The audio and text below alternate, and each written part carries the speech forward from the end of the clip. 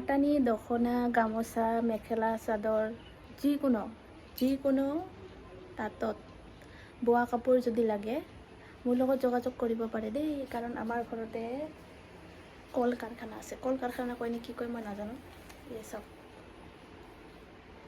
দখনা ৰাজবংশী পাটানি এইবিলাক দখনা আৰু বহুত আছে, মানে অৰ্ডাৰ হয় তো বনাই দিয়া হয়।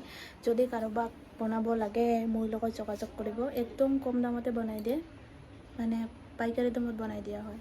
ঠিক আছে গাইজ, যদি কিবা কাৰণত সন্মিলন হয়, ধৰ ৰাজবংশীৰ কিবা সাহিত্য সভা হৈছে বা বড়োৰ বা যিকোনো যদি কিবা কাৰণত কাপোৰ লাগে, বোৱা কাপোৰ, তেনেহ'লে মোৰ লগত যোগাযোগ কৰিব পাৰে, মোক ইনবক্স কৰিব পাৰে।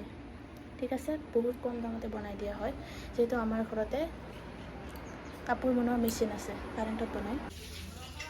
এই যে চাওক আমাৰ কল কাৰখানা, ইয়াতে পাটানি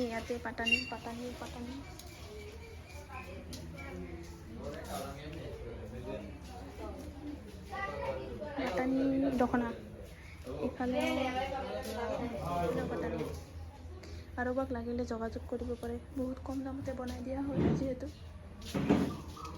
মানে এখন দুখন নহয় কিন্তু দেই, 20খন 30খন 50খন এনেকুৱা ধৰণে অৰ্ডাৰ আহিলে বনাই দিয়া হয়। Tata bye bye.